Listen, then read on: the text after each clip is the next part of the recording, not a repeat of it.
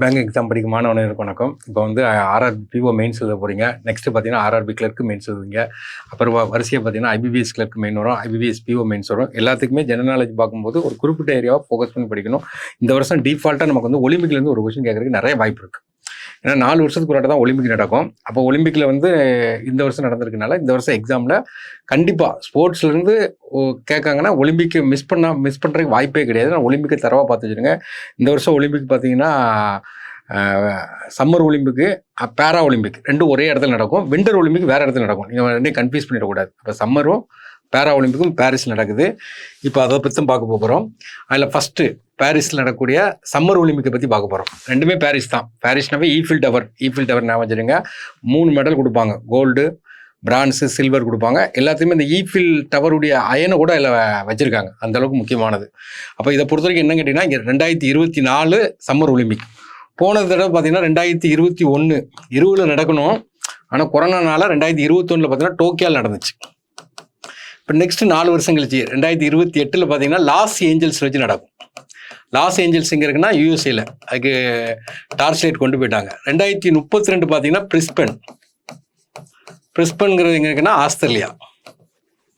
ஏன்னா அப்போ இதெல்லாம் பார்ப்பாங்க. இதுமாதிரி விண்டர் ஒலிம்பிக்கும் பார்த்துக்கிட்டோம். அப்போ இப்போ நடந்தது எத்தனாவது எடிஷன் அப்படின்னு பார்த்தீங்கன்னா 33rd எடிஷன், 33வது எடிஷன். இதில் பார்த்தீங்கன்னா மொத்தம் வந்து நமக்கு வந்து 32 கேம் மொத்தம் நடந்த கேம் வந்து மொத்த கேம் விளையாட்டுகள் இன்றைக்கி வந்து 32 கேம்ஸில் எத்தனை கேட்டகரின்னா 329 கேட்டகரிஸ்க்கு கேம் நடந்திருக்கு. அப்போ இப்போ நடந்தது 33rd எடிஷன். எங்கே நடந்ததுன்னா பாரிஸ், அது முக்கியம். பாரிஸு 2024. அப்போ இதில் வந்து ஃப்ரான்ஸ் தான் வந்து இது ஃப்ரான்ஸில் எத்தனாவது ஆட்டம் நடக்குதுன்னா 3வது தடவை நடக்கும். ஏற்கனவே பார்த்தீங்கன்னா 1900 நடக்கும். ஃபஸ்ட்டு பார்த்தீங்கன்னா 1896 மாடர்ன் ஒலிம்பிக் ஸ்டார்ட் ஆனது வந்து 1896. நெக்ஸ்ட்டு பார்த்தீங்கன்னா பாரிஸில் நடக்கும். இந்த பாரிஸில் தான் பெண்கள் முதல்ல பங்கு பெறுறாங்க. அது முக்கியமானது. அதுக்கப்புறம் எப்போ நடக்குதுன்னு கேட்டிங்கன்னா 1924. இதுலேருந்து 100 வருஷம் கழிச்சு 2024 இப்போ எங்கே நடக்குன்னா பாரிஸில் நடக்கும். இந்த இதில் என்ன முக்கியமான ஈவெண்ட்னு கேட்டிங்கன்னா, பெண்கள் பங்கு பெற்றது பாரிஸ் தான். ஜெண்டர் ஈக்குவாலிட்டி, ஆணும் பெண்ணும் சமமாக இப்போ 10,500 வீரர்கள் பங்கு பெற்றாங்க. இதில் பார்த்தீங்கன்னா 5,250 ஆண்கள், 5,250 பெண்கள். ஈக்குவாலிட்டியாக இந்த ஒலிம்பிக்கில் தான் பங்கு பெறுறாங்க. இப்போ ஜெண்டர் ஈக்குவாலிட்டியை முன்னிலைப்படுத்துகிறாங்க. இப்போ வந்து இதை பார்த்து வச்சுக்கணும். அப்போ 3 தடவை நடந்த ஒரு சிட்டி என்னன்னா பாரிஸ். இதே மாதிரி 3 தடவை நடந்த சிட்டி எதுக்குன்னா லண்டன். இந்த 2 இடத்துல தான் ஒலிம்பிக் வந்து, ஏன்னா கேம்லேயே பெரிய கேம் என்னது ஒலிம்பிக் தான். அப்போ லண்டனில் தான் 3 தடவை நடந்திருக்கு. அப்போ 1908 லண்டனில், 48 2012. இப்போ பாரிஸ் ஒலிம்பிக்குடைய மோட்டோ என்னென்னா கேம்ஸ் வைடு ஓப்பன். இந்த மாதிரி மோட்டோலாம் கேட்கலாம். கரண்ட் அஃபேர்ஸ் நம்ம எதுவுமே விட்டுறக்கூடாது. பிறகு மஸ்காட் நினைவு சின்னம். பாரிஸ்ன்னு தெரிஞ்ச உடனே நமக்கு தெரியும் ஃப்ரெஞ்சு ரெவல்யூஷனுங்கிறது 1789 நடக்கும். அங்கே தான் சுதந்திரம், சமத்துவம், சகோதரத்துவம் வாங்க, equality, fraternity, liberty, equality, fraternity, இந்த 3 குழந்தைகள் அங்கே தான் பிறக்குது. அப்போ அந்த இடத்துல அந்த ஒரு கேப், அதாவது அந்த ஒலிம்பிக்குடைய மஸ்கட்டில் என்ன சொல்கிறாங்கன்னா ஃப்ரிஜியன் கேப் அப்படிம்பாங்க. அதாவது கோன் ஷேப்பில் ஒரு குல்லா. அந்த குள்ளா எதை குறிக்குன்னு கேட்டிங்கன்னா அந்த லிபர்ட்டி, ஈக்குவாலிட்டி, ஃப்ரெட்டர்னிட்டி, அந்த லிபர்ட்டி ஈக்குவாலிட்டியை குறிக்குது. அந்த இதை தான் அவங்க வந்து மஸ்கட்டாக வச்சுருக்காங்க. அப்புறம் ஓப்பனிங் செரமனி எங்கே நடக்குன்னா ரிவர் சீன். இந்த சீனுங்கிறதையே கொஸ்டினாக கேட்கலாம். பாரிஸுங்கிறது எந்த ரிவர் மேலே அமைந்துள்ளதுன்னு கேட்பாங்க. Saint river. இப்போ நமக்கு திருநெல்வேலிங்கிறது தாமிரபரணி ரிவரில் இருக்கிற மாதிரி பாரிஸுங்கிறது இல்லை இருக்குன்னா செயின்ட் ரிவரில் இருக்குது. இப்போ இந்த இதில் ஒரு முக்கியமான ஈவெண்ட் என்னன்னு கேட்டிங்கன்னா, வழக்கமாக பார்த்தீங்கன்னா அந்த ஓப்பனிங் செரமனி பார்த்தீங்கன்னா ஒரு ஸ்டேடியத்தில் தான் நடக்கும். ஆனால் ஃபஸ்ட்டு டைம் ஒலிம்பிக் வரலாறுலேயே முதல் தடவையாக பார்த்தீங்கன்னா ஸ்டேடியத்தை தாண்டி வெளியே வச்சு நடத்திருக்காங்க. அது எங்கே வச்சு நடத்துனாங்கன்னா அந்த செயின்ட் ரிவரில் வச்சு நடத்திருக்காங்க. Next India. இப்போ வந்து நம்ம ஒழுங்கம் பாரிஸை மட்டும் பார்த்துருக்கோம். இப்போ அடுத்தாப்புல பார்த்தீங்கன்னா அதிக மெடல் வின் பண்ணதுன்னா யூஎஸ் தான் அதிக மெடல் வின் பண்ணியிருக்காங்க. இப்போ இந்தியா அட் பாரிஸ். இப்போ இந்தியா பொறுத்த வரைக்கும் பார்த்தீங்கன்னா இந்தியாவில் வந்து மொத்தம் 117 பேர் போயிருக்காங்க. அதில் மேல் பார்த்தீங்கன்னா 70, ஃபீமேல் வந்து 47. அப்போ நம்மளே ஜெண்டர் ஈக்குவாலிட்டி ஃபாலோ பண்ணலை. நெக்ஸ்ட்டு இதுதான் கொஸ்டின் கேட்பாங்க. இது கண்டிப்பாக இந்த கேட்கலாம். அதாவது ஒரு டாபிக் படிக்கும்போது அதில் ப்ரியாரிட்டி எது இம்பார்ட்டன்ட் பார்க்கணும். அப்போ India to hold Olympic torch. அந்த ஒலிம்பிக் டார்ச் இந்தியா சார்பாக கொண்டு போனது யாருன்னா அபினவ் பிந்த்ரா. இவர் 2008 பார்த்தீங்கன்னா பெய்ஜிங்கில் வச்சு கோல்டு, ஏன்னா 10 மீட்டர் ஏர் ரைஃபிள் அப்போ அந்த டைமில் இந்த கொஸ்டின் கேட்டுகிட்டே இருந்தாங்க. அதில் வந்து கோல்டு வின் பண்ணியிருப்பார். அதனால் இவரை தான் இந்த கோல்டு டார்ச் கொடுப்பாங்க. பிறகு இவருக்கு அவார்டு ஒன்று கொடுத்துருப்பாங்க. ரெண்டுமே முக்கியமான கொஸ்டின். அபினவ் பிந்த்ரா இந்த தடவை எதிர்பார்க்கலாம். இது போக பார்த்தீங்கன்னா அந்த ஓப்பனிங் செரமனி அன்னைக்கு இந்தியா சார்பாக கொடி ஏற்றிட்டு போவாங்க கொஞ்சம் பேர். அவங்க யாருன்னா பழைய ஒலிம்பிக்கில் கோல்டு வின்னராக அந்த மெடல் வின்னராக இருப்பாங்க. க்ளோசிங் செரமனியில் பார்த்தீங்கன்னா அட் ப்ரெசன்ட் வின் பண்ணவங்கள வச்சு கொடியேற்றி கொண்டு போவாங்க. அதுவும் கொஸ்டினாக கேட்கலாம். அப்போ வந்து ஓப்பனிங் செரமனியில் யார் கொடியேற்றிட்டு கொண்டு போனால், இந்திய கொடி யார் ஏந்திட்டு போனான்னு கேட்டிங்கன்னா PV சிந்து. எல்லாருக்கும் தெரியும் PV சிந்துங்கிறது பேட்மிண்டன். அதுமாதிரி சரத் கமல் டேபிள் டென்னிஸ். இவங்க ரெண்டு பேரும் சேர்ந்து ஓப்பனிங் செரமனி. இதே க்ளோசிங் செரமனிக்கு யார் வரானா PR சிர்ஜீஸ் காக்கியில் கோல் கீப்பர். அது போக போனால் மனு பாக்கர் ஏன்னா 10 மீட்டர் ஏர் ரைஃபிள் இது 2 மெடல் வின் பண்ணியிருப்பாங்க. இந்த தடவை இந்த கொஸ்டின் கேட்கலாம். மனு பாக்கர் உறுதியாக கேட்பாங்க. ஹரியானா சேர்ந்த பெண்மணி 2 மெடல் ஒரே ஒலிம்பிக்கில் 2 மெடல் வின் பண்ணியிருக்காங்க. அப்போ இது வந்து opening ceremony closing ceremony. Next பார்த்தீங்கன்னா ஓல்டஸ்ட் இந்தியா சார்பாக கலந்துக்கிட்ட வயதான ஒரு வீரர் ஏன்னா ரோகன் போபண்ணா 44 வயசு கர்நாடகாக்காரங்க. இவர் வந்து ரிட்டைர்மெண்ட்டும் கொடுத்துட்டா டென்னிஸு. யங்கஸ்ட் பார்ட்டிசிபென்ட் யங்கஸ்ட் ஏன்னா தினிதி தேசிங்கோ 14 வயசு. இவங்களும் கர்நாடகா தான் ஸ்விம்மிங். ஏன்னா அடுத்து பார்த்தீங்கன்னா செப்டி மெசன் அப்படிம்பாங்க. செப்டி மெசனா இப்போ 117 பேர் போனாங்க பார்த்தீங்களா, அவங்கள வந்து கைட் பண்ணி கூட்டு போயிருக்காங்க பார்த்தீங்களா, அதை தான் செப்டி மெசன். யாருன்னா ககன் நரங். இவங்களும் 2012 மெடல் வின் பண்ணவங்க. அப்புறம் இந்த ஒலிம்பிக் ஆர்டர் அவார்டு இது கண்டிப்பாக கேட்பான். அபினவ் பிந்த்ரா ஒலிம்பிக்கில் கொடுக்கக்கூடிய மிகப்பெரிய அவார்டு IOC கொடுப்போம். என்ன இந்தியன் ஒலிம்பிக் கமிட்டி கொடுப்பாங்க. இந்த அவார்டு இதுக்கு முன்னாடி இந்தியாவில் யார் வாங்கினா இந்திரா காந்தி மட்டும் தான் வாங்கியிருக்காங்க, வேற யாரும் வாங்கலை. அப்போ அபினவ் பிந்த்ரா இந்த கொஸ்டின் கேட்குறதுக்கு நம்ம எவ்வளோ மெடல் வின் பண்ணியிருக்கோம்னா மொத்தம் 6 மெடல். பேப்பரில் கூட மறுநாள் போட்டிருந்தான் 6 மணமே 6 அப்படின்னு சொல்லிட்டு. அப்போ 6 மெடல் நான் வச்சுக்கிடுங்க. இதில் வந்து 1 சில்வர் 5 என்ன கேட்டிங்கன்னா பிரான்ஸ். சில்வர் யாருன்னா நிராஜ் சோப்ரா. மீதி எல்லாருமே என்னது பிரான்ஸ் வின் பண்ணுறாங்க. நம்மளுடைய பொசிஷன் எத்தனை இடத்துல இருக்குன்னா 71 இருக்குது. நம்மளுடைய பொசிஷன் 71. ஹைலைட் நம்ம இந்தியன் கேம்ஸோட ஹைலைட் என்னன்னா நம்ம வந்து காக்கி டீம். இந்த டீம் வந்து பிரான்ஸ் வின் பண்ணுது. இது வரைக்கும் நம்ம எத்தனை மெடல் வின் பண்ணியிருக்கோம் என்ன 13 மெடல் வின் பண்ணியிருக்கோம். கோல்டு மட்டும் பார்த்தீங்கன்னா 8 வின் பண்ணியிருக்கோம். லாஸ்ட்டாக கோல்டு எங்கே வின் பண்ணனா 1980 பார்த்தீங்கன்னா மாஸ்கோவில் வச்சு வின் பண்ணோம். இது ஒரு எக்ஸாம்பிள் கேட்டிருக்கான். ஏன்னா கோல்டு கடைசி வின் பண்ணது மாஸ்கோ. அதுக்கப்புறம் வின் பண்ணலை. நான் அதுக்கு முன்னாடி 8 கோல்டு வாங்கியிருக்கோம். வேற இம்பார்ட்டன்னா அமன் சரவாட். இவர் வந்து யங்கஸ்ட் ஒலிம்பிக் மெடல் வின்னர். 21 வயசு 24 நாள் தான் ஆகுது. அப்புறம் மனு பாக்கர் இந்த தடவை கொஸ்டின் கேட்கறதுக்கு நிறைய வாய்ப்பு இருக்குது. First Indian woman to shooting medal at the Olympic. என்ன ஷூட்டிங்கில் வின் பண்ண முதல் வின்னர் யாருன்னு கேட்டிங்கன்னா பெண்ணில் யாருங்கன்னா மனு பாக்கர். அது போக என்ன பண்ணியிருக்காங்கன்னா 2 மெடல் சிங்கிள் ஒலிம்பிக்கில் 2 மெடல் வின் பண்ணி ஒரு வரலாறை உருவாக்கியிருக்காங்க. இங்கே இண்டிபெண்ட்டாக ஒரு மெடல் வின் பண்ணியிருக்காங்க. ஒன்று வந்து ஜாயினில் ஒரு மெடல் வின் பண்ணியிருக்காங்க. நெக்ஸ்ட்டு இந்த மொத்தம் நமக்கு எவ்வளோ பேர் வின் பண்ணியிருக்காங்கன்னா 6 பேர். ஏன்னா 6 பேரையும் நம்ம பார்க்குறோம். அப்போ வந்து 6 பேர் 6 மெடல். நிராஜ் சோப்ரா இவர் எதுலன்னா ஈட்டி எறிதல் ஜாவ்லின் த்ரோ அந்த இதை கூட கேட்பாங்க. அப்போ வந்து அவருடைய ஈட்டி எறிந்தது 89.45 மீட்டர். ஏன்னா போன எக்ஸாமில் கேட்டிருக்காங்க பேங்க் எக்ஸாமில். அப்போ ரெக்கார்ட் பண்ணியிருந்தார். ஆனால் இவர் வின் பண்ணது சில்வர் தான். அப்போ கோல்டு ஒரு ஆள் வின் பண்ணியிருக்காங்க. யாருன்னா பாகிஸ்தானை சேர்ந்தவங்க. அப்போ பாகிஸ்தானை சேர்ந்த யாருன்னு கேட்டிங்கன்னா இதுக்காக கேட்கலாம். அர்ஷத் நதீம். இவர் வந்து வேர்ல்டு ரெக்கார்டு பண்ணியிருக்காரு 92.97 மீட்டர். சான்ஸே இல்லை. நம்மளுடைய நிராஜ் சோப்ரா வந்து 90 தொடலை. இவர் 92.97 கொண்டு போயிட்டார். அப்புறம் காக்கி டீம் வந்து பிரான்ஸ் வின் பண்ணியிருக்காங்க. கேப்டன் ஏன்னா ஹர்மன் பிரீத் சிங். ஹர்மன் காக்கி டீம் கேப்டன். அடுத்தது அமன் சரவாட் ரெஸ்லிங்கில் பிரான்ஸ் வின் பண்ணியிருக்காங்க. மனு பாக்கர் 10 மீட்டர் ஏர் பிஸ்டலில் பார்த்தீங்கன்னா பிரான்ஸு. அப்புறம் ஜாயிண்ட்டு மனு பாக்கரும் சரபஜாத் சிங்கும் சேர்ந்து பிரான்ஸ் வின் பண்ணியிருக்காங்க. அடுத்து பார்த்தீங்கன்னா ஸ்வப்னில் குசாலி 50 மீட்டர் ஏர் ரைஃபிள். இது ஃபஸ்ட் டைம் இது நம்ம தான் வின் பண்ணுறோம். இந்தியாவிலேருந்து வின் பண்ணி இதான் ஃபஸ்ட் மெடல். பிரான்ஸ் வின் பண்ணியிருக்காங்க. 6 மெடல். பேரை பார்த்துருங்க எந்த கேம்னு சொல்லி பார்த்து வச்சுக்கிறோம். அடுத்து நேரம் எங்கே போகிறோன்னா பாரிஸ் ஒலிம்பிக்கில் பாரிஸில் பேரா ஒலிம்பிக். ஏன்னா மாற்றுத்திறனாளிக்காக நடக்கக்கூடிய ஒரு ஒலிம்பிக் போகிறோம். இது வந்து என்னென்னா ஃபஸ்ட்டு டைம் பாரிஸில் நடக்குது. ஆனால் சம்மர் ஒலிம்பிக் 3 தடவை நடந்திருக்கு. இது ஃபஸ்ட் டைம் நடக்குது. இது வந்து 17th எடிஷன். ஆனால் சம்மர் ஒலிம்பிக் பார்த்தீங்கன்னா 33rd எடிஷன். இதில் வந்து எவ்வளோ பேர் அத்லெட் கலந்துக்கிட்டாங்கன்னா 4400. ஆனால் சம்மர் ஒலிம்பிக்கில் 10,500. இதில் 22 ஸ்போர்ட்ஸு. சம்மர் ஒலிம்பிக்கில் 32 ஸ்போர்ட்ஸு. இதில் புதுசாக 2 ஸ்போர்ட்ஸை சேர்த்துருக்காங்க.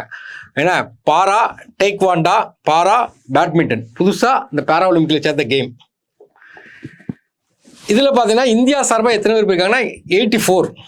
ஏன்னா இந்தியா சார்பாக போயிருக்காங்க. 12 கேட்டகரிக்கு போயிருக்காங்க. ஏன்னா இந்தியாவில் அந்த ஃப்ளாக் பியரிங் அந்த ஓப்பனிங் செரமனி அன்னைக்கு கொடி ஏற்றிட்டு போனது யாருக்குன்னா சுமித் அன்டில், பாக்கியஸ்ரீ ஜாதவா. அதுமாதிரி க்ளோசிங் செரமனிக்கு யாருங்கன்னா ஹர்வீந்தர் சிங், பிரித்தி பால். இந்தியா வந்து மொத்தம் 29 மெடல் வின் பண்ணியிருக்காங்க. அதில் 7 கோல்டு.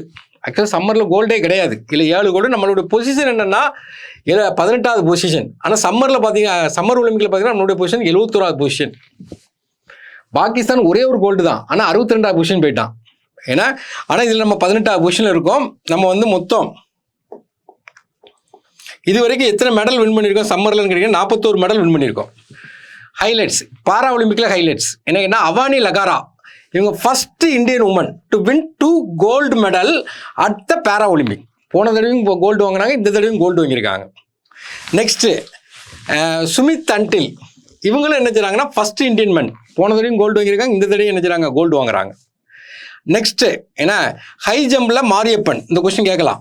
தமிழ்நாட்டை சேர்ந்தவங்க. இவர் வந்து தொடர்ந்து 3 தடவை மெடல் வின் பண்ணுறாரு. அப்போ தொடர்ந்து 3 தடவை மெடல் வின் பண்ணும்போது என்னங்கன்னா ரியோவில் வச்சு என்ன பண்ணுறா கோல்டு வின் பண்ணுறாரு. அடுத்தது பண்ணி டோக்கியோவில் பார்த்தீங்கன்னா சில்வர் வின் பண்ணுறாரு. இப்போ வந்து என்னன்னா பிரான்ஸ் வின் பண்ணுறாரு. அப்போ ஒரு ஹேட்ரிக். ஏன்னா first Indian win medal 3 consecutive. Next Preethi Pal. ஏன்னா இவங்க என்ன பண்ணுறாங்கன்னா இந்தியாவுடைய ஃபர்ஸ்ட் எவர் மெடல் இந்திய ட்ராக் ஈவெண்ட்டில் பேரா ஒலிம்பிக்கில் இருக்காங்க. ஏன்னா செக்யூர் 2 மெடல். ஒரே ஒலிம்பிக்கில் 2 மெடல் வின் பண்ணுறாங்க. அடுத்து தீப்தி ஜிவான்ஜி. ஏன்னா ஃபர்ஸ்ட் இந்தியன் இன்டலெக்சுவலி இம்பேர்டு மனநல பாதிக்கப்பட்டவங்க. அவங்க என்ன செய்றாங்கன்னா மெடல் வின் பண்ணுறாங்க, பிரான்ஸ் வின் பண்ணுறாங்க.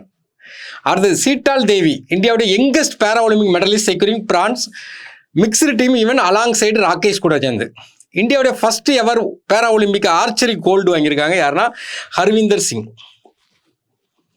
ஓகே, இதில் கோல்டு வாங்கினவங்களை மட்டும் கொடுத்துருக்கோம். அவானி லகரா இவங்க 10 மீட்டர் ஏர் ரைஃபிளில் கோல்டு வாங்குறாங்க. நிதிஷ்குமார் வந்து பேட்மிண்டனில் கோல்டு வாங்குறாங்க. அடுத்தது சுமித் அன்டில் ஈட்டி எறிதலில் கோல்டு வாங்குறாங்க. ஹர்வீந்தர் சிங் இப்போ தான் பார்த்தோம் இண்டிவிஜுவல் அந்த அம்பு எறிதலில் இண்டிவிஜுவலில் பார்த்தீங்கன்னா கோல்டு வாங்குறாங்க. தரம்பீர் இவர் வந்து என்ன செய்றாங்க கிளப் த்ரோவில் கோல்டு வின் பண்ணுறாரு. பிரவீன் குமார் ஹை ஜம்பில் கோல்டு வின் பண்ணுறாரு. நவ்தீப் சிங் ஏன்னா ஈட்டி எறிதலில் கோல்டு வின் பண்ணுறாரு. ஓகே, ஓரளவுக்கு ஒலிம்பிக் பார்த்துருப்பீங்க. நம்ம இதோடைய பிடிஎஃப் வந்து கீழே அட்டாச் பண்ணியிருப்போம். ஏன்னா அதை எடுத்து நீங்கள் திரும்ப போட்டு பார்த்தீங்கன்னா பரீட்சைக்கு போகும்போது லைட்டாக பார்த்தீங்கன்னா ஈஸியாக இருக்கும். இப்போ 2வது பாயிண்ட்டுக்கு வரும். இல்லை ஒலிம்பிக்லேருந்து ஒரு கொஸ்டின் நேற்று நம்ம ஆல்ரெடி பார்த்தீங்கன்னா நம்ம இது பார்த்துருப்போம் பட்ஜெட். அதுலேருந்து கண்டிப்பாக 7 to 8 கொஸ்டின் கேட்பாங்க. இதில் ஒரு கொஸ்டின் பார்ப்பாங்க. இன்னும் பார்க்குறதுலாம் ஒரு கொஸ்டின். ரூரல்லேருந்து எப்படி வந்து 4-5 கொஸ்டின் கேட்குறதுக்கு வாய்ப்பு இருக்குது. அடுத்து இண்டெக்ஸ் அண்ட் ரேங்கிங். ஏன்னா இதில் ஒரு கொஸ்டின் அப்படியே படிச்சுக்கிறோம். இந்த இண்டெக்ஸ் ரேங்கிங்கிறது எப்படி ப்ரிப்பேர் பண்ணுன்னா அந்த இண்டெக்ஸ் ரேங்கை அந்த ரிப்போர்ட்டை யார் ரிலீஸ் பண்ணுறா, இந்தியாவுடைய பொசிஷன் என்ன, டாப் கண்ட்ரி என்ன அப்படின்னு ஒரு கேட்டகரியில் பார்க்குறோம். அதை தான் இங்கே ஒரு டேபிள் மாதிரி கொடுத்துருக்கோம். 2 பக்கத்தில் கொடுக்குற மாதிரி கொடுத்துருக்கோம். அதை யார் ரிலீஸ் பண்ணுறா, மெயினாக கேட்குறது இந்தியாவுடைய பொசிஷன் தான் கேட்பாங்க. இந்தியாவுடைய பொசிஷன் தான் கேட்பாங்க. அப்புறம் டாப் கண்ட்ரி மேபி கேட்கலாம் யார் டாப்னு. இப்போ இந்தியாவுடைய ரேங்கை தான் நம்ம பார்க்க போகிறோம். அப்போ முதல்ல ஹியூமன் டெவலப்மெண்ட் இண்டெக்ஸ் மனிதவள மேம்பாடு கூடிய குறியீடு வந்து இந்தியா எத்தனாவது ரேங்கில் இருக்கிற 134வது ரேங்க். நம்பரை நீங்கள் அப்படியே ஞாபகம் வச்சுக்கிடணும். இப்போ இதை யார் ரிலீஸ் பண்ணுறேன்னா யுனைடெட் நேஷனல் டெவலப்மெண்ட் ப்ரோக்ராம். ஏன்னா ஐநா சபையில் டெவலப்மெண்ட் ப்ரோக்ராம் வந்து ரிலீஸ் பண்ணுறாங்க. அவங்க ஒரு இண்டிசஸ் வச்சுருப்பாங்க. ஏன்னா ஒருத்தர் வந்து லைஃப் எக்ஸ்பெக்டன்சி எப்படி இருக்குது, ஹெல்த் எப்படி இருக்குது, எஜுகேஷன் எப்படி இருக்குது, ஸ்டாண்டர்ட் ஆஃப் லிவிங் எப்படி இருக்குது, இதெல்லாம் கால்குலேட் பண்ணி ஒரு குறியீடை வெளியிடுவாங்க. அந்த குறியீடில் ஃபஸ்ட்டு இருக்க நாடு எதுன்னு கேட்டிங்கன்னா சுவிட்சர்லாந்து. நம்ம இப்போ வந்து பின்னாடி இருக்கிறோம், 134வது இடத்துல இருக்கோம். ஏன்னா இந்த யூஎன்டிபிஏ ஜெண்டர் இன்இக்வாலிட்டி இண்டெக்ஸை ரிலீஸ் பண்ணுவாங்க. ஜெண்டர் இன்இக்வாலிட்டின்னு என்ன கேட்டிங்கன்னா அந்த பெண்களுக்கு அதிகாரம் கொடுக்காம இருப்பாங்க சில கண்ட்ரியில். இப்போ நம்ம ஊர்லேயே 33% சட்டம் கொண்டு வந்திருக்காங்க, இன்னும் கொண்டு வரல. இந்த தடவை லோக்சபாவில் பார்த்தீங்கன்னா 74 MP தான் போயிருக்காங்க. பெண் MP எத்தனை பேர் தான் போயிருக்காங்க? 74 தான். ஆனால் லோக்சபாவுடைய மொத்த சீட்டு எவ்வளோன்னா 543 சீட்டு. ஆனால் போனது 74. அப்போ வந்து அந்த இன்இக்வாலிட்டி இண்டெக்ஸ் எம்பவர்மெண்ட் கொடுக்காம இருக்காங்க. அப்போ அந்த இடத்துல இந்தியாவுடைய ரேங்க் வந்து 108. அப்போ பெண்களுக்கு அதிகமாக ஈக்குவாலிட்டி கொடுக்கக்கூடிய நாடு என்னென்னா ஃபர்ஸ்ட் என்னென்னா ஐஸ்லாண்ட். மெயினாக பார்த்தீங்கன்னா ஸ்காண்டினேவியன்ஸ் கண்ட்ரிஸுப்பாங்க. என்ன ஸ்வீடன், டென்மார்க்கு, ஐஸ்லாண்டு, பின்லாண்டு இவங்கெல்லாம் பார்த்தீங்கன்னா டாப்பாக இருப்பாங்க எல்லா இடத்துலையும். அப்போ நான் வந்து ஹியூமன் டெவலப்மெண்ட் இண்டெக்ஸ் 134, ஜெண்டர் இன்இக்வாலிட்டியில் 108. அடுத்தது ஈஸ் ஆஃப் டூயிங் பிஸ்னஸ். ஒரு நாட்டில் போய் பிஸ்னஸ் ஈஸியாக பண்ணனா உங்களோட சட்டங்கள் வந்து டிரான்ஸ்பரண்ட்டாக இருக்கணும். அப்போ தான் ஈஸியாக பண்ண முடியும். அதை ரிலீஸ் பண்ணுறது வேர்ல்டு பேங்க் ரிலீஸ் பண்ணுறாங்க. அதில் இந்தியாவுடைய ரேங்க் வந்து 63. ஃபர்ஸ்ட் யாருன்னா நியூசிலாந்து. அப்போ டிரான்ஸ்பரண்ட்டாக இருக்குன்னு அர்த்தம். அடுத்து எனர்ஜி டிரான்சிஷன் இண்டெக்ஸ். அப்போ எனர்ஜி டிரான்சிஷன் இப்போ நம்ம பயன்படுத்தக்கூடிய எனர்ஜி வந்து என்னன்னா ரினியூவபிள் எனர்ஜிக்கு நம்ம கொண்டு போகிறோம். இதை யார் ரிலீஸ் பண்ணா வேர்ல்டு எக்கனாமிக் ஃபோரம் வந்து ரிலீஸ் பண்ணுறாங்க. இந்த இண்டெக்ஸில் நம்மளுடைய ரேங்க் வந்து 63. ஈஸி டூயிங் பிஸ்னஸ் 63 தான், இதுவும் 63 தான். இதில் யார் ஃபர்ஸ்ட் இருக்கானா Sweden. Next global competitive index, போட்டி என்ன வேர்ல்டு லெவலில் போட்டி. இதில் ரிலீஸ் பண்ணுறவங்க டேட்டா நமக்கு தேவையில்லை, முக்கியமானது மட்டும் தான் போட்டிருக்கேன். இதில் வந்து இந்தியாவோட ரேங்க் வந்து 40, ஃபர்ஸ்ட் யாருன்னா 10 மார்க். குளோபல் பீஸ் இண்டெக்ஸ் இது வந்து 116 ரேங்கில் இருக்கும். இப்போ இந்தியாவில் வந்து பீஸே இல்லைன்னு அர்த்தம். இதில் ஃபர்ஸ்ட் யாருன்னா ஐஸ்லாண்டு. அடுத்து குளோபல் ஜெண்டர் கேப், அது வேற இது வேற, ரெண்டு குழப்பிடாதீங்க. இங்கே ஜெண்டர் இன்இக்வாலிட்டி, இது ஜெண்டர் கேப், ஆண் பெண் கேப் எவ்வளோ இருக்குது. அதில் வந்து என்ன கேட்டிங்கன்னா ஆண் பெண்ணுடைய கேப் வந்து இந்தியா வந்து 129, ஃபர்ஸ்ட் யாருன்னா ஐஸ்லாண்டு. அடுத்தது டெமோக்ரஸி ரெண்டாக பிரிக்காங்க. Liberal democracy, electoral democracy. எலக்ட்ரால்னா எலெக்ஷன் வச்சு ஆள் எடுக்கிறது, லிபரல்னா ஈக்குவாலிட்டி. அப்போ எலக்ட்ரல் டெமோக்ரஸி நம்ம 110 இருக்கும், லிபரல் டெமோக்ரஸி 104 இருக்கும். ரெண்டுலேயுமே ஃபர்ஸ்ட் இருக்கிறது யாருன்னா 10 மார்க். நெக்ஸ்ட் பார்த்தீங்கன்னா மிலிட்ரி எக்ஸ்பெண்டிச்சர், வேர்ல்டு லெவலில் அதிகமாக மிலிட்ரி எக்ஸ்பெண்டிச்சர் யார் பண்ணனா யூஎஸ்சி பண்ணுது. ஃபர்ஸ்ட் 4வது இடம் யாருன்னா இந்தியா, ஃபர்ஸ்ட் யாருன்னா யூஎஸ்.